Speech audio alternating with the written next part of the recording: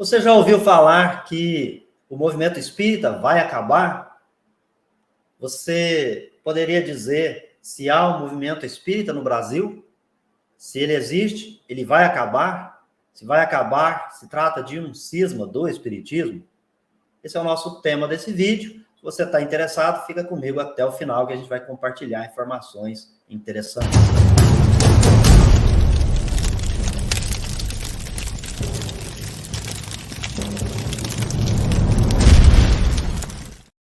Bem, pessoal, eu sou o Beto Ramos, você está na TV Revelária, que é um espaço onde nós falamos tudo de espiritismo. Se você é novo ou nova por aqui, por favor, se inscreva no nosso canal, curta, comente, compartilhe os nossos vídeos nas suas redes sociais. Se quiser e puder, se torne membro do canal ou contribua usando a chave Pix, que você vai nos ajudar a continuar com os projetos deste nosso espaço. Bem, você está aqui porque está interessado nessa questão. Há um movimento espírita no Brasil? Ele existe? Vai acabar? É um cisma do espiritismo? Pois bem, pessoal, nós precisamos, antes de tratar do tema propriamente dito, esclarecer que o espiritismo é uma ciência filosófica, foi organizado por Allan Kardec, e que movimento, seja ele o que se designa como espírita, ou de qualquer outra seita, doutrina, partido político e filosofia, entre outras questões que podem ter em torno de si um movimento de pessoas, que seriam aqueles adeptos das ideias ali propaladas, nós precisamos dizer que esse movimento, ele não é a doutrina, é daqueles simpatizantes. Então, é preciso saber se primeiro há um movimento espírita, e depois, se sim, ele vai acabar, e se seria pertencente ao tal cisma do espiritismo. Antes da gente prosseguir e perceber que Kardec já havia tratado desse tema, nós precisamos ter cuidado com aqueles que se arvoram a vaticinar datas e traduzir ali as suas angústias, principalmente levando para um número maior de pessoas em que se instaura o caos. Atualmente, a gente tem percebido personalidades que estão fazendo e agindo dessa maneira. Nós reputamos não ser a conduta mais adequada. Nós estamos aqui para julgá-los, apenas para debater ideias. Então, as pessoas vão ficar ao largo do nosso compartilhamento. Nós vamos tratar aqui do tema que é imprescindível: espiritismo e existência ou não de um pretenso movimento espírita. Antes de mais nada, é preciso a gente ir lá na obra A Gênese e verificar qual de fato é o conteúdo ou aquilo que nós vamos lidar no espiritismo. Então, é preciso, antes de mais nada, com a cabeça bem arejada, verificar que Allan Kardec, no capítulo 1 da obra A Gênese, vou colocando aqui na tela para vocês, ele vai trabalhar com a natureza da revelação espírita. E é interessante que ele diz natureza da revelação espírita e faz uma variedade de perguntas, que seria interessante aqui a gente lembrar delas. Kardec questionou: nós podemos considerar o espiritismo uma revelação? Qual seria o seu caráter? E a sua autenticidade está fundada, se baseia no quê? Para quem e de qual maneira essa revelação foi transmitida? A doutrina espírita, ela é revelação no sentido litúrgico da palavra? E todos os pontos que foram tratados é resultado de um ensino oculto vindo do alto? Ela é definitiva, ela é suscetível de modificações, trazendo para os seres humanos uma verdade absoluta? Será que, se assim fosse, não teria um efeito impedir todos nós, através das nossas faculdades, usando essas nossas faculdades, ir descobrindo as coisas? Ou viria a verdade absoluta e nós não precisaríamos ter nenhum trabalho de pesquisa, poupando esse esforço? Qual pode ser a autoridade do ensinamento dos espíritos se eles não são infalíveis e superiores? Qual a utilidade da moral que pregam se essa moral não é outra senão a do Cristo já conhecida? Quais são as verdades que nos trazem? Se nós, seres humanos, precisamos de revelações, se nós não poderíamos encontrá-las por si mesmo e em nossa consciência, tudo que a gente precisa para nos conduzir aqui no nosso processo evolutivo. Então, ele diz, essas são as questões que ele vai debruçar sobre elas e que vão ser respondidas naquele seu trabalho, no primeiro capítulo. Mas é interessante que, primeiro, ele faz uma conceituação do termo revelar, esclarece o que é, e aí traz a ideia em espiritismo, que seria descobrir, fazer conhecer uma coisa secreta ou desconhecida, e no sentido mais comum, estar em relação com aquelas coisas que nós ignoramos, mas que, por esse conjunto de conhecimentos adquiridos, passa a ser divulgado, e é uma ideia nova que se coloca a par daquilo que não sabíamos. Bom, pessoal, é disso que se trata. A gente tem que entender e a gente tem que ter isso em mente. Não se pode falar em espiritismo se a gente não considerar isso. Primeiramente, espiritismo ele não é uma religião, e nesse próprio texto que eu compartilho com vocês aqui, o Kardec já esclarece isso. Porque quando ele fala assim, podemos considerar o espiritismo uma revelação, ele vai dizer que sim, mas ela tem o trabalho humano e o trabalho dos espíritos superiores, que não são infalíveis, não sabem tudo. Qual que é o caráter da revelação? Ela seria um caráter litúrgico, isto é, aquele que vem do ensino oculto do alto? Não, ele fala que o espiritismo está em a natureza, que as leis estavam aí de todos os tempos, e o que nós estamos fazendo é apenas conhecer essas leis. Ou seja, essa é de fato a revelação, mas ele até usa uma comparação interessante. Ele usa a geologia, a química, a fisiologia, enfim, fala daqueles cientistas, etc. E o que ele vai mostrar é que todos os antigos cientistas que fundaram os seus ramos do conhecimento, que eles eram nada mais do que reveladores. Então, ele vai esclarecer que o nuance do espiritismo é ter ele como organizador, como o coordenador daqueles grupos de pesquisa, que faziam indagações para os espíritos, que estudavam para poder validar. Esse ensinamento progressivo. Então, tinha a nossa parte de amealhar o conhecimento, debater, discutir os temas com os espíritos, e depois ir além, né? Onde está a autoridade? Aí ele vai dizer que o espiritismo, ele não é uma doutrina definitiva. Por que não é? Não é porque não consta tudo nos ensinamentos dos espíritos que vieram para nós. É porque nós estamos no processo evolutivo, perpétuo e contínuo. Quer dizer que a gente iria conhecer isso, não iria conhecer mais nada? É disso que se trata. Nós vamos conhecer mais questões. Então, muita coisa vai ser suscetível de modificar, porque aí a gente vai compreendendo mais e melhor, adquirindo mais conhecimento e tendo subsídio para interagir, dialogar com os espíritos, com conhecimento de causa, um conhecimento esclarecido. Aí ele diz assim, mas e qual seria o papel? Se viesse do alto trazendo uma verdade absoluta, pouparia trabalho para nós? Bom, não foi esse o caso no espiritismo, muito pelo contrário. E a questão da autoridade. A autoridade do ensino dos espíritos, pessoal, o Kardec vai esclarecer em mais de um ponto que ele vai ter que separar pelo método do testemunho, vai ter que usar o método da observação, ele vai ter que separar as comunicações por temas, vai ter que estudar, se debruçar sobre isso, questionar não um, mas vários, e aí tem todo um sistema de controle dessas informações, e a autoridade da doutrina espírita, pessoal, você encontra lá no Evangelho segundo o Espiritismo, uma dissertação brilhante de Kardec, falando dos seus métodos científicos de pesquisa das ciências de sua época, do século XIX.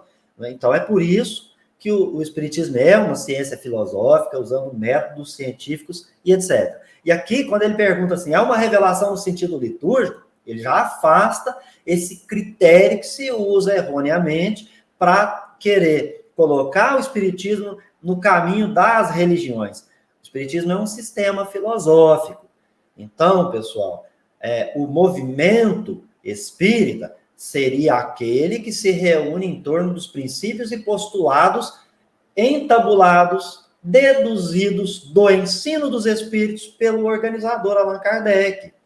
É como você vai estudar a física em Newton, mas primeiro você precisa conhecer tudo de Newton. Se vier um outro revelador depois, aí sim você vai conhecer aquilo que vai buscar aquele ensinamento primeiro, aquele ensinamento primário, e que a partir dele ele foi desenvolvido, e aí as coisas novas chegaram. Mas aí, gente, nós precisamos primeiro conhecer. Então, nós conhecemos o Espiritismo, tal qual organizado por Kardec, de conformidade com o ensino dos espíritos que vieram trazer essas informações, validar, refutar várias que foram indagadas, questionadas a eles. Pois bem, o Espiritismo, ele precisa primeiro ser conhecido, a doutrina espírita precisa ser conhecida. Os grupos precisam trabalhar esses princípios, praticar esses princípios e aplicar para si mesmos.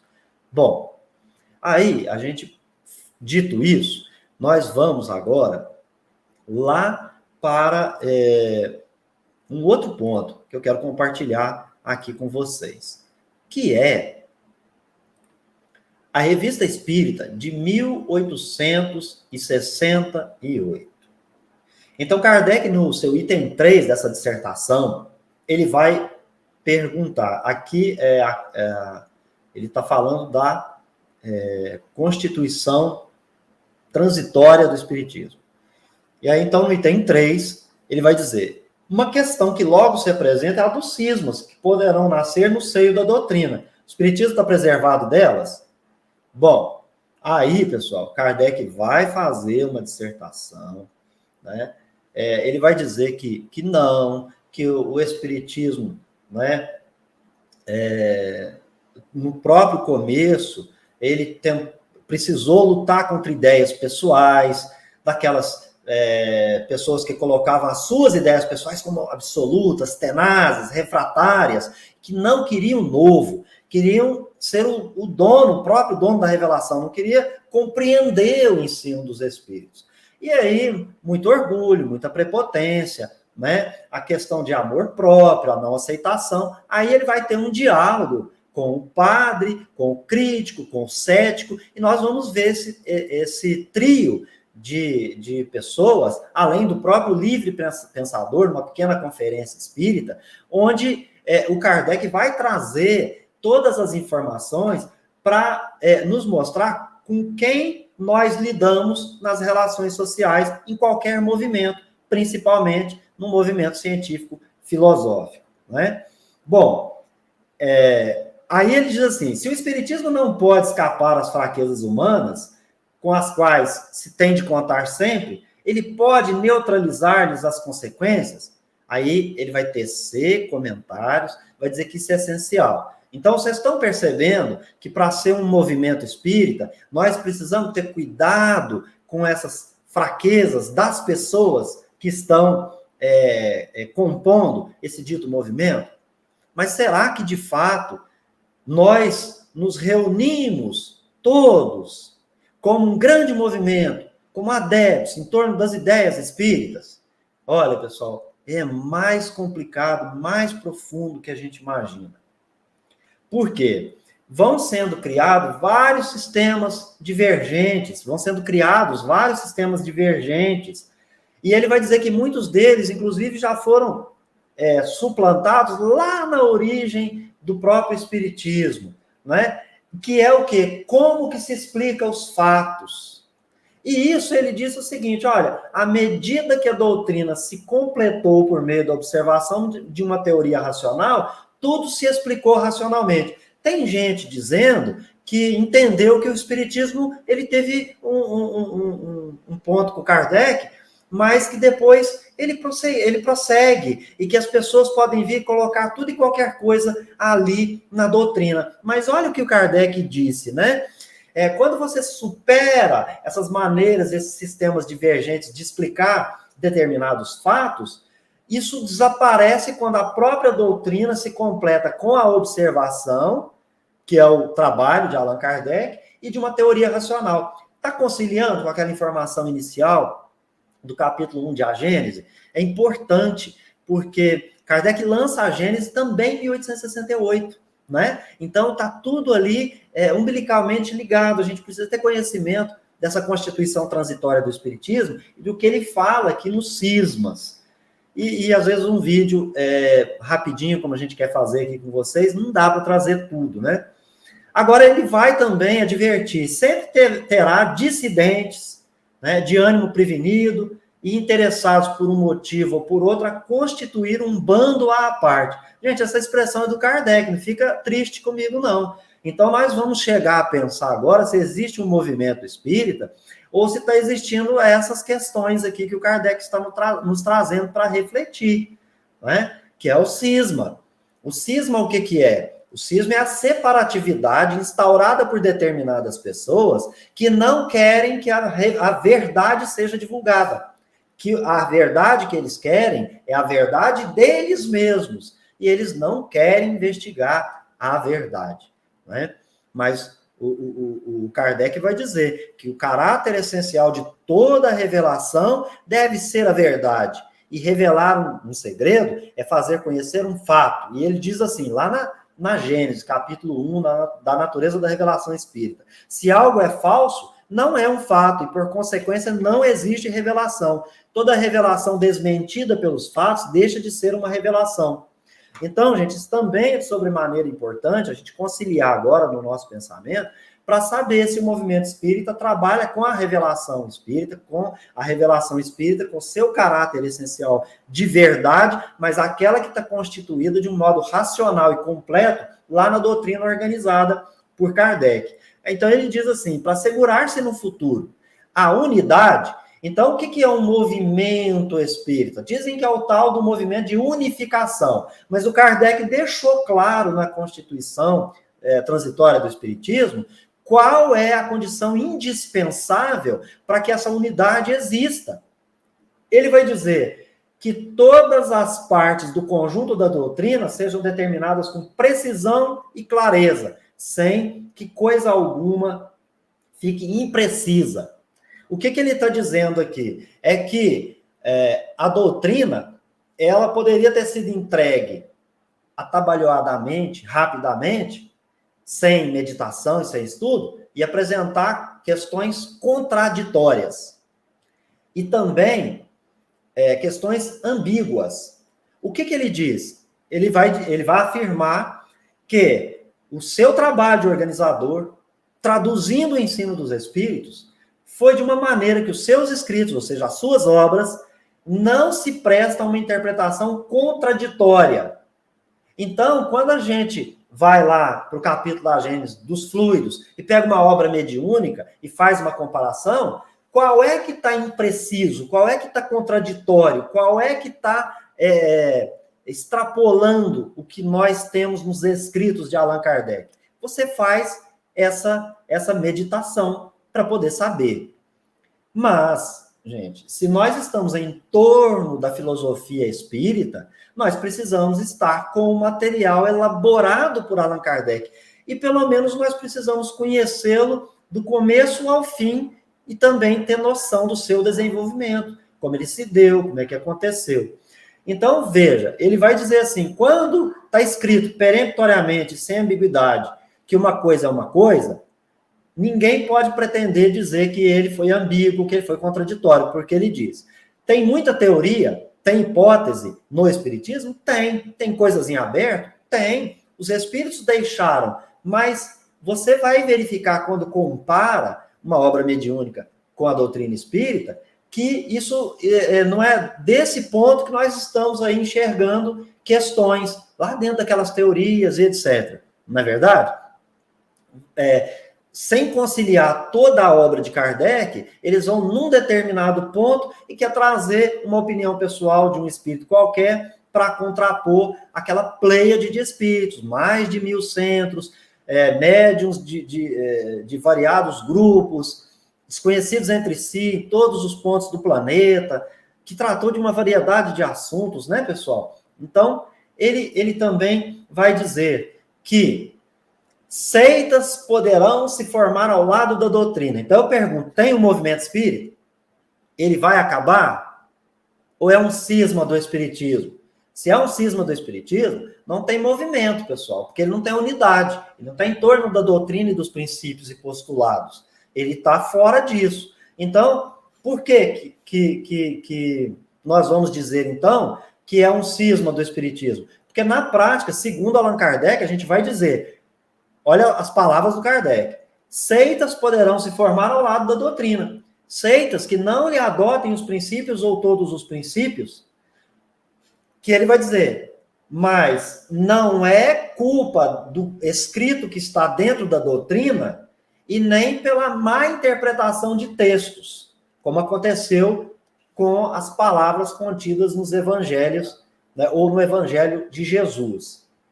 Tá certo? Então, ele diz que esse é o primeiro ponto mais importante. Então, há um movimento espírita, ele vai acabar ou há seitas e não tem unidade? Porque se é um movimento, nós teríamos que estar, segundo Kardec, reunidos em torno da doutrina e adotando todos os princípios e não um só, e não tendo conflito de princípios, porque nós estaríamos estudando todas as obras de Kardec e não estaríamos procedendo a interpretações equivocadas. E aí ele vai dizer assim, mas vão surgir informações quiméricas, informações que são produtos de elucubrações, de utopias. Então ele diz assim, a utopia que chega, espera amadurecer. Quando amadurecer, a gente vai resolver, a resposta ela virá no tempo adequado, como o Espiritismo chegou aqui na Terra. Depois ele vai dizer que um outro ponto é inerente ao caráter progressivo da doutrina, né? E ela não embala sonhos irrealizáveis. Então, ela não se imobiliza no presente, porque ela tem um caráter. A natureza da revelação espírita é que o ensino é progressivo. A natureza, por outro lado, ou por sua vez, ela não vai variar mais do que qualquer lei em que o Espiritismo se apoie. As leis da natureza não variam. O Espiritismo está apoiado sobre essas leis. Então, ele não vai fechar a porta para a lei do progresso, que é uma lei moral. Então, ele vai dizer assim, o Espiritismo assimilará todas as ideias físicas ou metafísicas que forem justas, sejam elas destas duas ordens, e ela jamais será ultrapassada, constituindo isso uma das principais garantias de sua perpetuidade, ou seja, da perpetuidade da doutrina espírita. Se ela assimila as ideias reconhecidamente justas, então uma ideia chega, eu volto lá no princípio postulado que não tem ambiguidade e vou partir dali, como você vai estudar as leis de Newton e vai partir dali para suas investigações naquele campo. Na doutrina filosófica espírita, nós vamos fazer o mesmo. A gente já tem essas bases que foram bem observadas, está razoável, pronta para nos servir. Então, outras ideias físicas ou metafísicas precisam se ajustar a essas leis que já possibilitaram deduzir princípios e postulados. Então, veja, uma doutrina, ela não vai se assentar sobre princípio que não será um princípio basilar, que dá sustentação para o edifício. Porque se esse princípio pode ser modificado, a qualquer hora que ele sair, o edifício vai poder cair. Então, é disso que se trata. Então, há um movimento espírita, esse movimento espírita se reúne em torno da doutrina espírita, ou cada um age por si, cada grupo faz lá as coisas que tem de imaginação, usa aquelas questões todas colocadas por Kardec, né? A opinião pessoal, as suas próprias ideias, aquele medo de estudar de fato e desapegar de ideias antigas, antiquadas, né?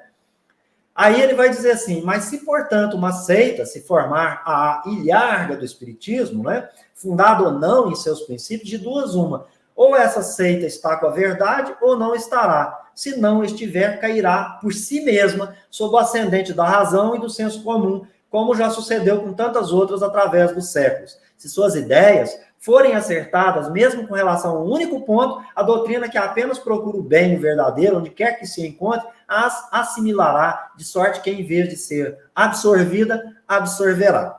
Então, vamos fechar aqui dizendo o seguinte, tá? Existe um movimento espírita? Se eles, pessoas, se eles, adeptos, as pessoas humanas, que estão ali reunidas em torno dessa doutrina, se estão buscando aplicar o seu conteúdo, o seu princípio e postulado, aí sim nós temos um movimento espírita. Se estão fora, as ideias são diferentes, nós não temos um movimento, nós não temos unidade. Então, sim, ele pode acabar. Mas por quê? Porque se formaram seitas à ilharga do espiritismo. Então, aconteceu o quê? Um cisma do espiritismo. Agora, se a ideia é boa e alguém traz, estuda e questiona os espíritos, apresenta suas ideias, mas estuda a partir dos princípios e postulados contidos nesse conjunto de conhecimentos essenciais que foram transmitidos pelos espíritos, aí sim, nós estamos com essa base e aí a gente, então, vai caminhar. E o espiritismo fica firme, ele assimila as ideias e continua ali, porque as ideias foram provadas, reconhecidas justas. Mas as ideias que não são reconhecidas justas, elas precisam ser deixadas de lado, estudadas, mas os espíritos precisariam se envolver em um grande movimento em torno da doutrina conforme organizada por Kardec. Então, veja, o movimento espírita vai acabar? Se ele existe, ele não vai acabar, porque ele estaria unificado em torno desses princípios e postulados da doutrina, não admitindo nenhuma outra obra exterior, a não ser que ela fosse reconhecida justa, de fato estudada, mas pelo conjunto de todos os pesquisadores desse grande movimento que une essas pessoas em torno dessa ideia espírita.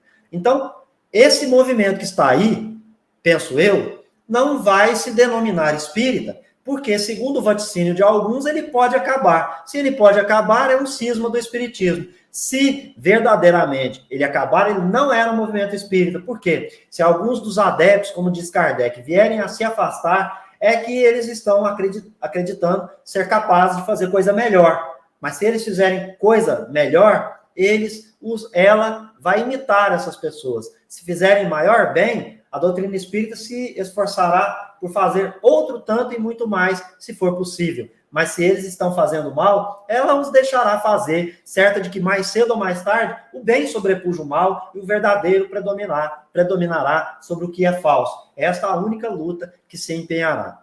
Pessoal, aqui é apenas um compartilhar de conteúdo para que vocês tenham aí a meditação, se existe um movimento espírita, se ele existe, se ele pode acabar, segundo o que a gente acabou de apresentar aqui, ou se há um cisma do espiritismo e, portanto, não existiria um movimento espírita, existiriam seitas que se formaram à ilharga do espiritismo sem aplicar seus princípios e postulados, cada um tendo a sua ideia pessoal, a sua opinião pessoal, ou opiniões de espíritos, e assim estão fazendo ali um grande movimento contrário, mas não um movimento espírita. É isso aí, eu quero encontrar vocês num próximo vídeo, e peço a vocês que, se gostaram, compartilhem esse nosso vídeo nas suas redes sociais.